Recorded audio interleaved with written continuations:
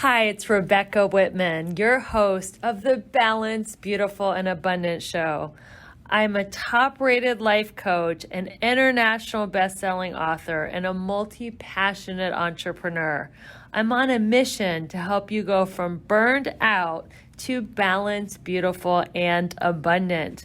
The experts on this show will help you achieve work-life balance so that you can experience abundance in 7 pillars of life: spirituality, health, emotions, romance, mindset, social, and financial life. When you have all 7 pillars of life in alignment, you are balanced, beautiful, and abundant. Let's go.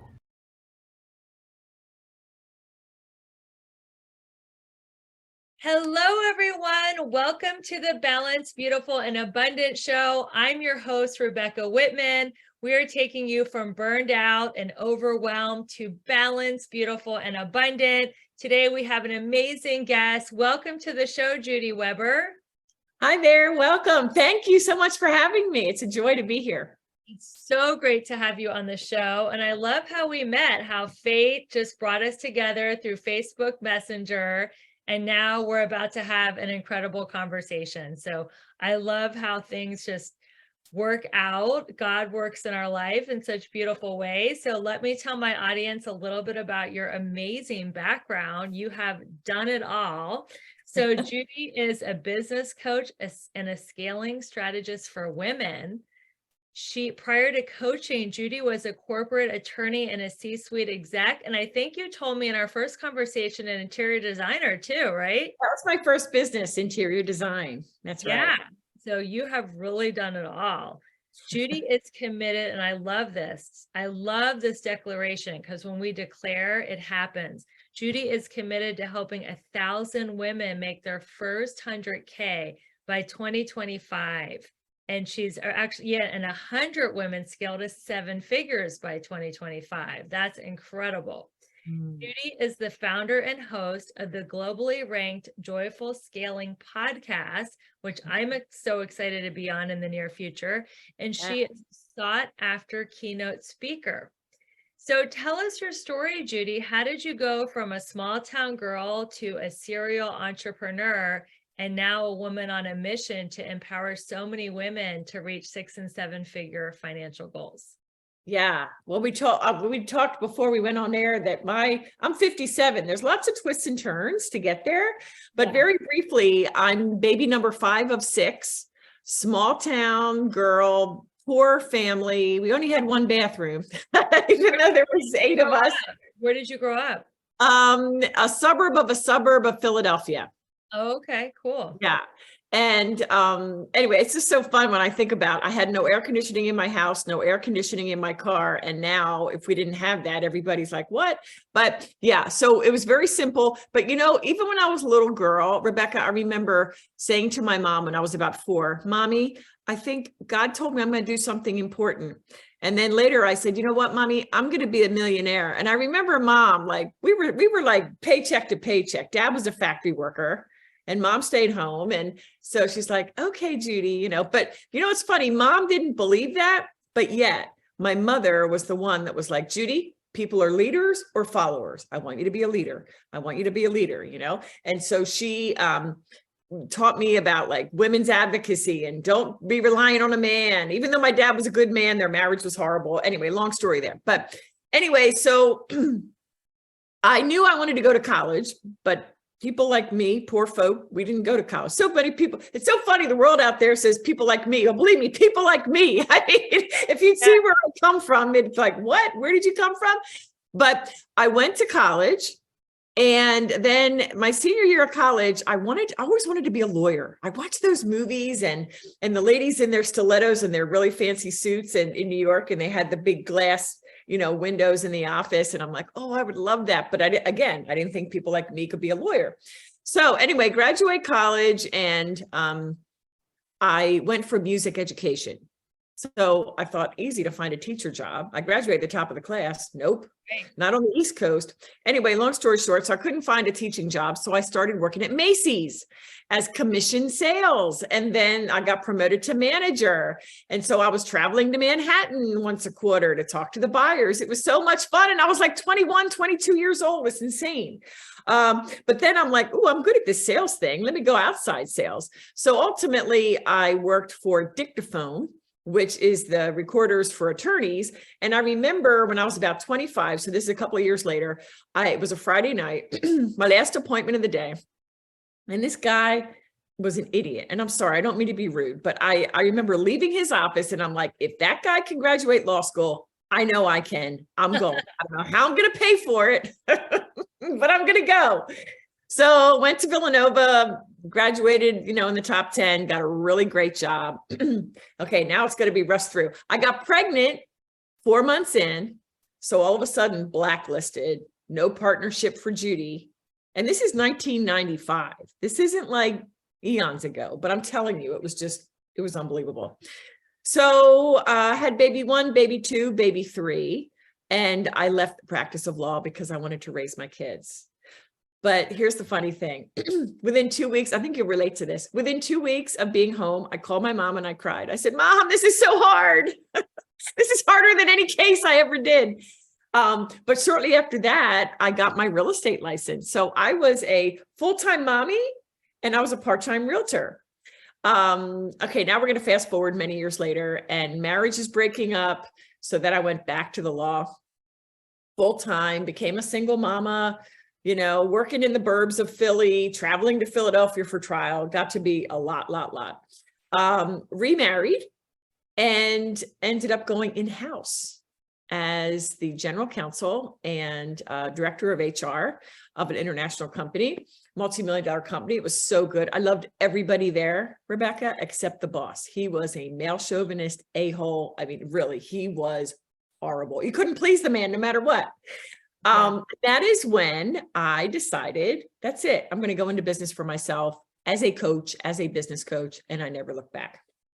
That is a beautiful story. And how many years ago did you launch your coaching business? 2017. So just had a 5-year anniversary. It's insane. Yeah.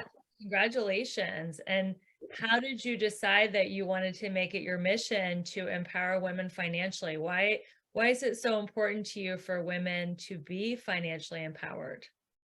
I love this question. Let me tell you something. As you know, I'm a Jesus lover first and foremost. Right. The second thing about me is I'm a women's advocate. Yeah. I support any and every woman I meet. And when I see another woman win, thank you, God. I mean, when one wins, we all win. And so, no, especially from my background, my mom was super, super smart. But because of things that happened in her life, I feel like she had a lot of untapped potential. She didn't think she could do it. Just like me. I didn't think people like me could do half the things that I've already accomplished, but only by God's grace, right? But I'm really committed to showing women, do you think you can't do it? Well, who am I? Like, don't look at me like I'm some special whatever, because I'm nobody. And if this nobody can do what I've done, and this is only the beginning, imagine what you can do. I wished I could talk to my 20-year-old self and say, do it now. Just jump. You would tell her to what? Jump into being an entrepreneur, not to go to law school or real estate school? Well, that's interesting. I didn't have to go to real estate school because of my time in law school. I just had to pass the test.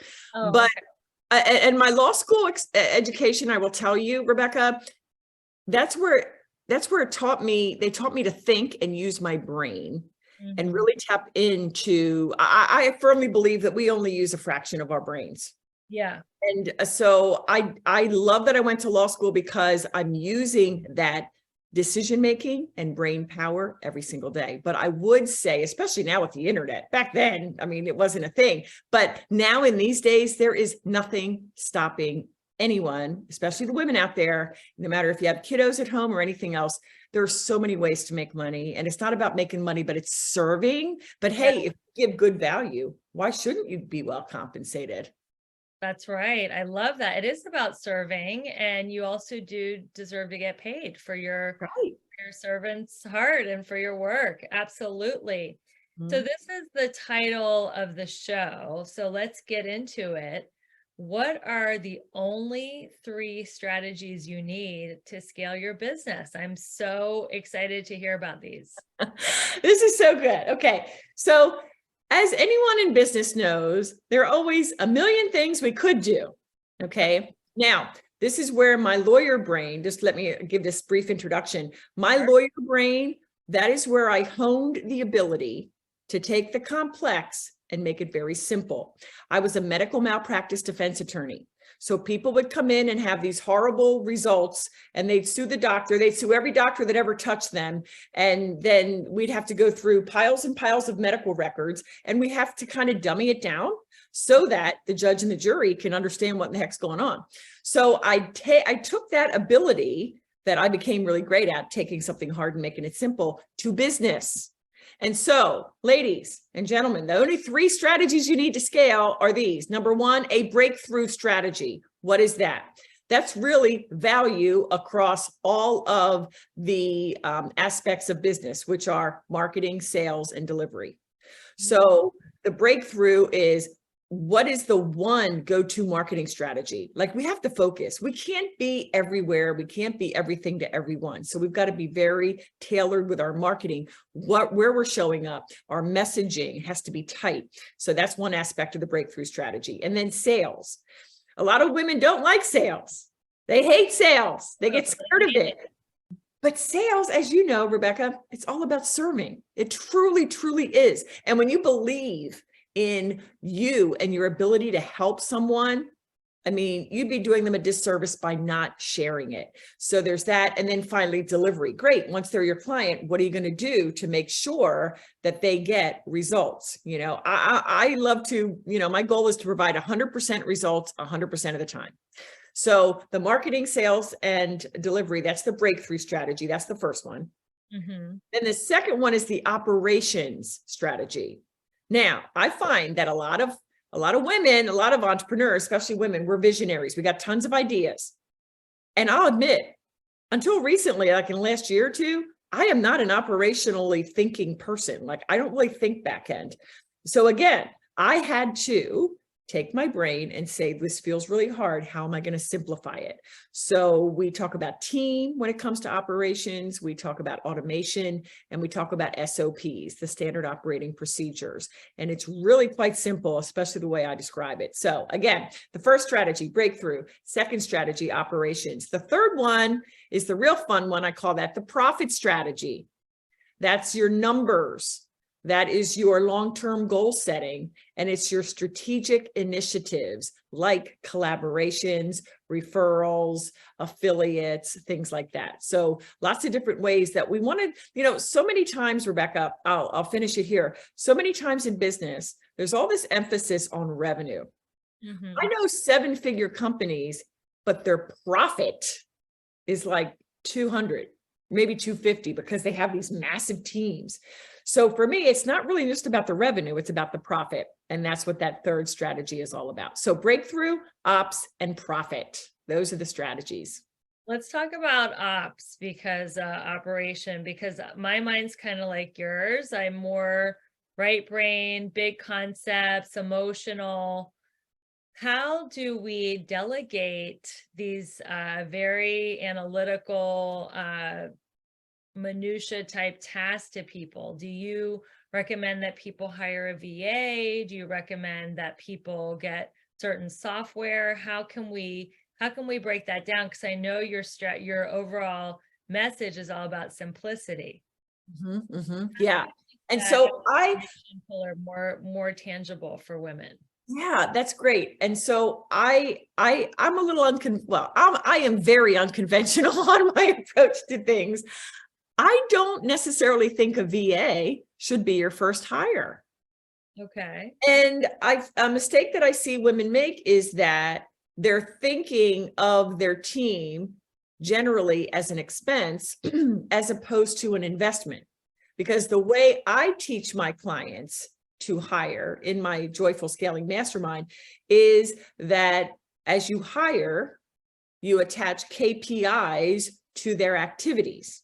And so when they perform to the standard that you set in that key KPI, the key performance indicators, then what they're doing is driving revenue. So that if you're paying them, I don't know, $20 an hour, but at the end of the week, they bring in even one client and that's a $5,000 client, then they're really not costing you things.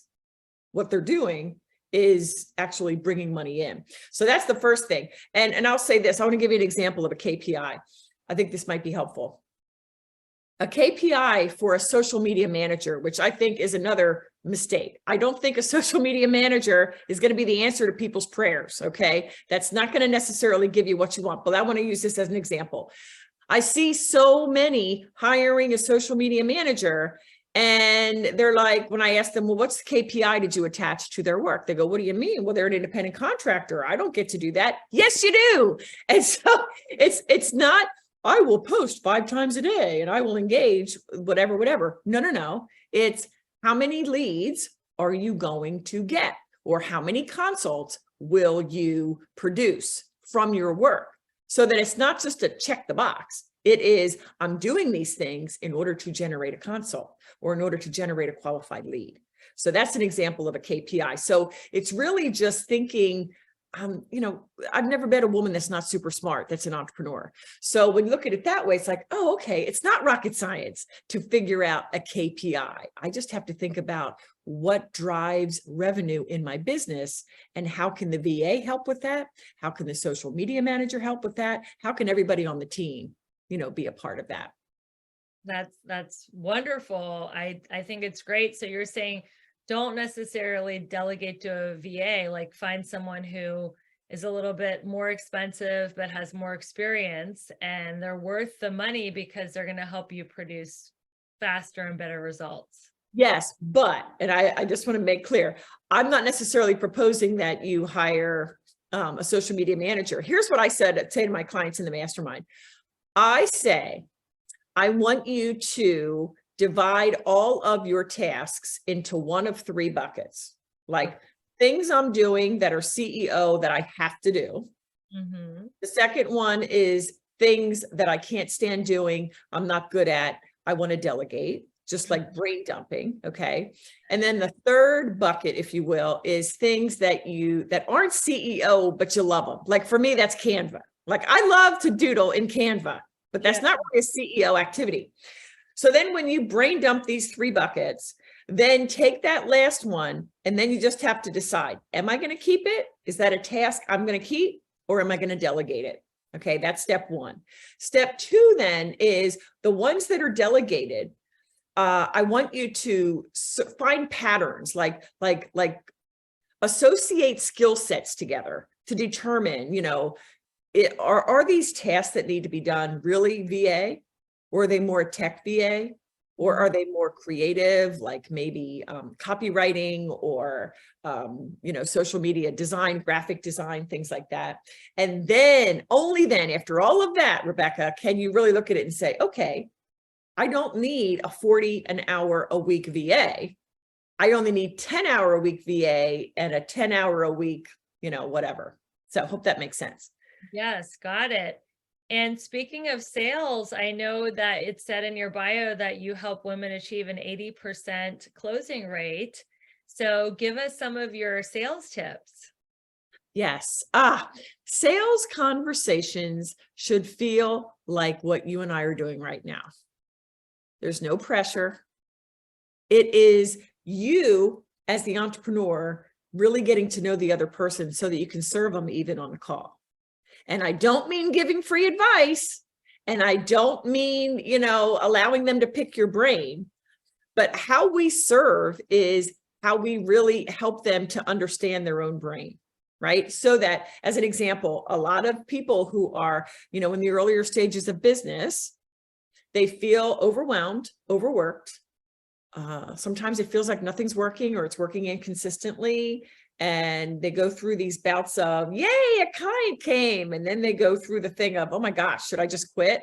So, it's one of these things where you have to ask the right questions on the call so that you can really get to know them. Well, how do they define the problem? How are they describing it? And how are they describing what they want? And then you tap into saying, okay, great, I understand your problem. And now I see what's been missing in light of what you just told me. And then you become like the doctor, the diagnoser, where you can say, oh, this is missing. Let me tell you about in my example, the Joyful Scaling Mastermind. These are the 3 things we focus on, blah, blah, blah. And then, so you really, it's about asking more questions than you're speaking. An early sales manager said, hey, Jude, you got 1 mouth and 2 ears. Use them in proportion. Exactly. I actually said that in my book. I heard that too. And I agree, asking questions and active listening. And I feel like on sales calls, we should be listening 90% of the time. Yes. Yes. And see when someone, and I was just on on a group coaching call right before this, I was telling my clients, you know what, your people that you're talking to on your sales conversations, your consults, they will tell you what they need to say yes. Yes. If you ask the right questions and if you're listening and if you're feeding that back to them. Well, you told me you're really committed to your business and I've shown you this process. So now you're acting like you're not sure. Where are you? Like, what do you think is missing? Just having a real candid, honest conversation, no pressure, because if you don't get the sale, that's not an issue. That the goal, I will say this and I'll be quiet for a second. The goal of a sales consult is to get a yes or no. Yes or no. It's to help them to reach a decision. Okay. So when we become attached to that, I need this sale, it's like that desperate energy. It's going to come through whether you try to hide it or not. So we really have to come through with the idea that I'm going to love this person. I'm going to serve this person. I'm going to hopefully give them a breakthrough because I'm going to help them see where their own brain might be blocking them from where they want to go. So if the goal is to get a decision, how do you overcome the objection, I need to think about it? That's so good. Listen, sometimes the person will be like, I love you, but I need to think. That's just the kind of person I am. But what I tell my clients is I kind of push and then pull back. And I do this as a lawyer too. You kind of push and then pull back. So it's not pushing in a bad way, but I ask questions. So if they would say that, I might say something like, that's interesting. And then I, again, would go back to what I've written down, what they've told me. And I'd say, okay, you told me A, B, C, but now you're saying you need to think. So let's just spend a moment if we can about this. What exactly are you going to be thinking about? And here's the key, being quiet. Exactly.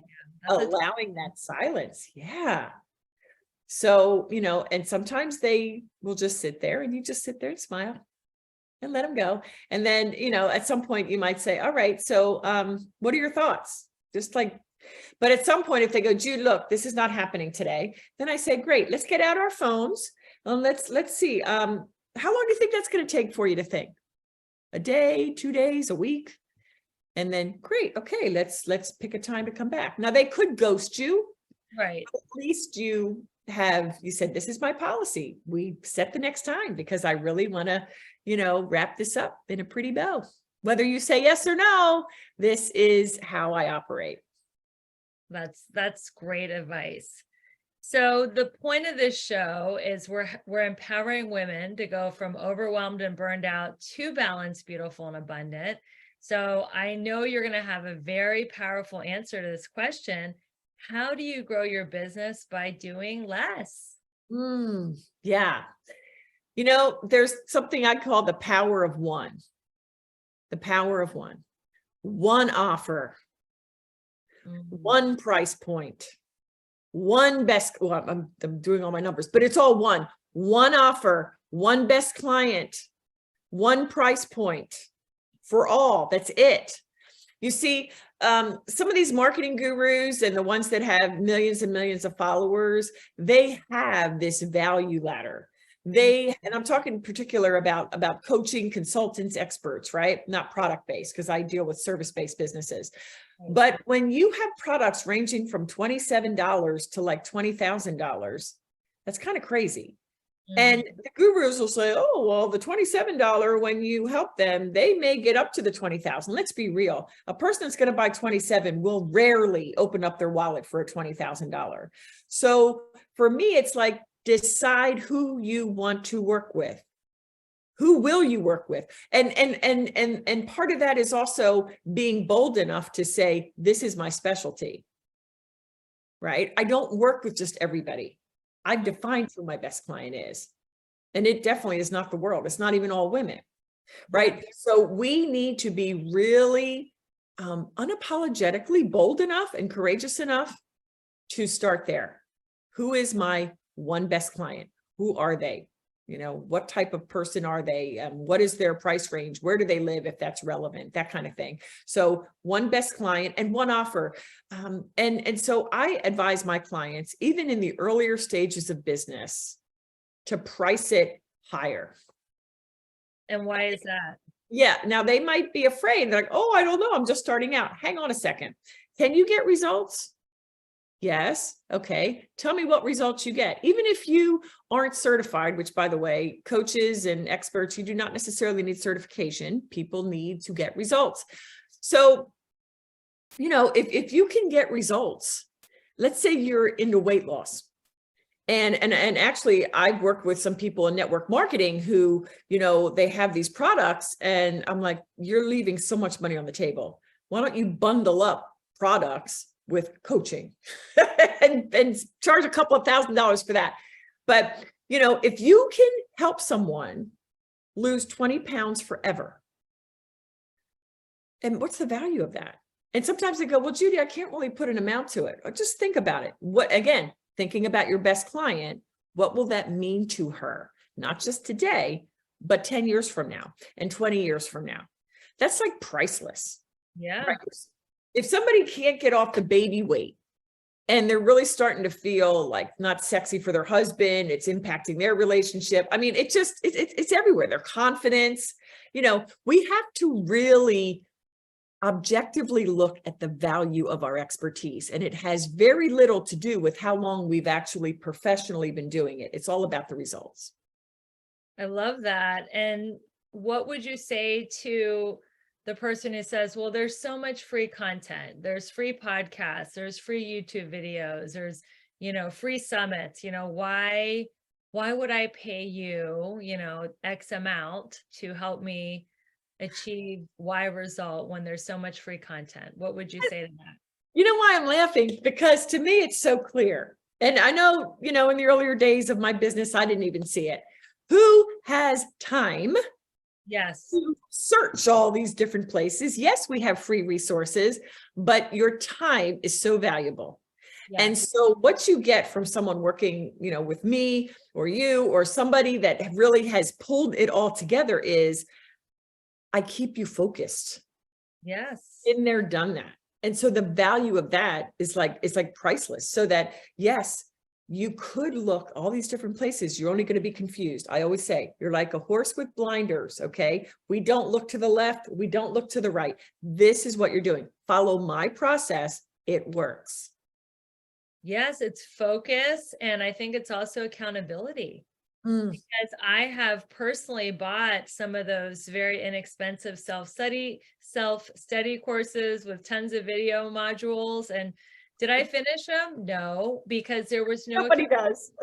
Nobody does, right? There's so many people who are buying courses that are self-study and they never finish them because there's nobody holding them accountable. Like, well, we have gone to high school and college, and, you know, for those who went to graduate school, if there was no professor, no exams, no tests. I mean, I think having a coach for accountability is so important. So yes, accountability, saving time, and focus.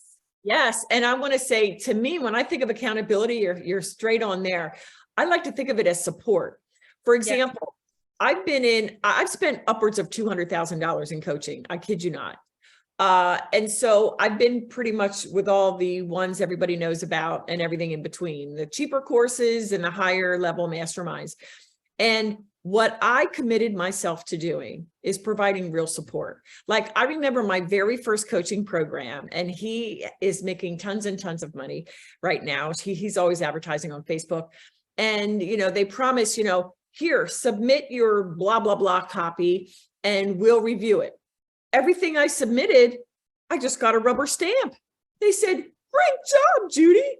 Go on to the next one. And I'm like, what the heck am I paying you money for? Like, I don't like virtually no advice, no edits. And I'm just like, wait a minute, I don't have all this. Or if I did, I shouldn't have come to you. What I do, if somebody has a question, I don't just have a cursory little answer. I do a video feedback. If they say, hey, Jude, what do you think of this page?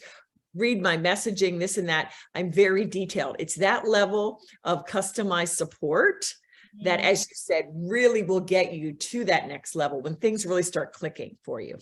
Yes, I love that. Customized support and someone who really knows you well, because when you sign up for these huge group coaching programs, you don't get to know your coach and they don't get to know you. It's very impersonal. And even if you're on a Zoom with, 20, 30, 40, 50, 100 people, that coach doesn't really know you and how to motivate you and how to make you excel. So I think it's very true.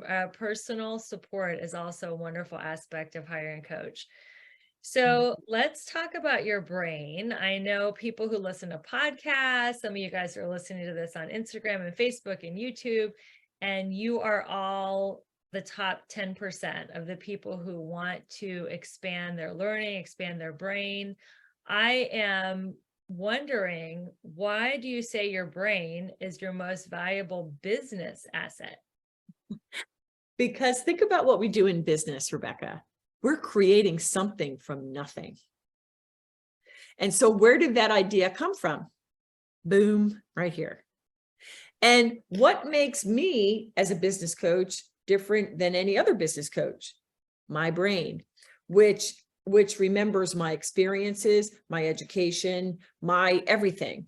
And so what I find, what I really like to ask my clients is, I love that you're working with me, but I'm building your brain. Here's what I say to them. I say, you see this? This looks like somebody working out, but this is the power of my brain. I don't have big muscles, but my brain is super powerful. And why it is because when I have questions, and as entrepreneurs, decisions have to be made every day, questions come up, problems come up. The knee-jerk reaction to most people when a problem comes up is like they freak out and, oh my gosh, it's the worst thing, I'm going to die, whatever. But I learned to take problems in stride because I know whatever it is, I can figure it out. Nothing scares me anymore. And it's kind of scares me to even say that, but like maybe 1%, I don't know what would, maybe a world, who knows, catastrophe, but very little scares me because I know that my brain, and I can tell you everybody's brain that's an entrepreneur, you are smarter than you know. You've got more answers than you realize. And too often we look outside of ourselves. Ooh, what did he say? What does she say? What do they say? Wait a minute. Go to your own brain and go there first. And the more you do that, the more powerful your brain will be. And before long, you're like, wow, well, figure that out. That was no big deal. So the more we really fuel that. And one more thing, I tell my clients, you know what? Some coaches want to make you dependent on them. Yeah. No, I want you to learn how to deal with problems. If a problem comes up, here's what I say to them. This is another big thing about mindset. If a problem comes up, most people say, uh-oh, what should I do now? No. I tell my clients, go to your brain and say, what should I be thinking right now first? Like, what should I be thinking right now? Like, I can do this. This is cool. I got it. No worries. Instead of going right to the what should I do? Your initial thing in problem solving is what should I be thinking right now? Huge. I love that. Nobody tells you that. Yeah. And I would like to even go even deeper. How should I be being right now? Like, how would I need to be if I already was successful? How would I be being? Would I be confident? Would I be competent? Would I be in faith, not fear? So what should I be thinking and how would I be being if I was already at the goal that I wanted to achieve? Because I believe it's not have, do, be, it's be, then do, and then have. Amen. I'm with you. Amen. Well, I know you have an exciting event coming up. Tell us a little bit about that. Yes, I have a 5-day event. It is called the Build Your Six-Figure Faith-Fueled Business event. It starts June 5th. I have a private Facebook group where everything's going to be housed there. There's going to be, it's the nuts and bolts of building a business and scaling it. So I'm going to drop the link for it. Thank you for, allowing me to do that in your show notes. But anybody that is serious about business, not tire kickers, not the maybe I'll try. These are the entrepreneurs that know that they are serious about building their business and they want to do it in a way that's built on joy and simplicity and based on their faith. So again, it's called Build Your Six-Figure Faith-Fueled Business. Is that virtual or in person? Oh, it's going to be virtual via the Facebook group. Okay. And yeah, I'm going to be going live every day the week of June 5th at, I think I said 2 p.m. Eastern, I think. So click the link that you're going to see in the show notes and you'll get all the details. Amazing. So how do you find work-life balance? What does balance look like for you, since we are on the Balance, Beautiful, and Abundant show? Yeah, I just want to say one more thing before I answer that, if I may. I want to go back to something you said about the B. Yeah. I think the most important thing about success in business is not even who you are, but who you believe you are. Yes. So to your point, it's about who am I? Mm-hmm. And I think women, we are so self-deprecating. Me too. It's so funny. As a woman, I'm totally self-deprecating. Like, I've had bad relationships with men, so that's a whole other story. So as a woman, I've got issues, but as a professional, I know who I am. I am a powerhouse. I serve like nobody else, and my clients get results like nobody else. But that's the conviction that you need and the belief. It's about who do you believe yourself to be? So that's really something I wanted to really go in. So I loved your idea of the be, do, have. Perfect. So what was the question? I'm sorry. Now I lost the question. I'm sorry. The question was, God, I lost it too. Oh, the balance. The balance. How do you find balance in your life? Yes. Okay. I just came back from a vacation. The 3 most amazing men in my life are my children, who are the loves of my life. And we had so much fun in my favorite place, Rosemary Beach, Florida. It's just so much fun. So that's a special time away. But on the regular, for me, I wake up, I get my coffee, I spend my hour with the Lord. Throughout the day, I take breaks, I take walks. One thing I'm bad at, maybe I need accountability. So maybe you, Rebecca, or other people listening, I need to exercise more. Oh, I can help you with that. Yeah. I need to get out and exercise more. But it's like at a certain time, you decide I'm done for the day because work will never be done. So it's really, again, being intentional with your time, with your calendar, and understanding that you've got to be the product of your product or nobody will want to work with you. It'll be evident. That is for sure. And as entrepreneurs, there's always 20,000 things to do. At the end of the day, we get to have the self-discipline to say, okay, that's it. I'm switching gears toward, being a friend, being a wife, being a mom, being a girlfriend or whatever, and take off that entrepreneur business hat and switch into, a different role in our lives. We really need that unapologetically, again, right? I mean, again, I don't have, it's just me and my husband living here. Yeah. So, it's easy for me to just work too much. So I've got to be intentional about that. But for those watching that may have, children in the home, just be fully present with them and know the work will be fine. And when you're at work, be fully into the work. And so again, it's being intentional with that calendar. We can't straddle multitasking. God gave us the ability to do it, but it's not a good way to live. It's just not. Yeah, I believe in monotasking too. People think that because I'm espousing balance that I think, you should do 10 things at once. It's like, no, when you're in work mode, you're pedal to the metal, focus. And when you're in mom or wife or sister or friend mode. You're focused on the person in front of you. You're not like checking your phone and half in and half out. So I agree. Being focused and present is the biggest gift we could give anyone. So Judy, this has been a great conversation. I know my listeners are going to want to stay in touch with you. Where can they find you online? What is the best way for them to stay in touch with you? Sure, I appreciate that. Well, let's go to judyweber.co, not .com, judyweber.co, or I'm also Judy Weber Co. everywhere on social, Instagram, LinkedIn, and Facebook. And I can't wait to interview you for my show. It's going to be a great conversation. I know. I'm so excited to be on your show. Everyone, thank you for listening to the Balanced, Beautiful, and Abundant show. My name is Rebecca Whitman. I'm your host, taking you from overwhelmed, stressed out to balanced, beautiful, and abundant. If you found value in this episode, I would so appreciate it if you would take a screenshot, tag me in your Instagram story. I will reshare the story. Leave me a 5-star review. This is how we teach people about the podcast and show people that they don't have to live life in exhaustion and overwhelm. They can be living that balanced, beautiful, and abundant life too. So thank you for another wonderful episode, and we will see you next week with another amazing guest. Until I see you again, keep your vibe high and magnetize. Bye.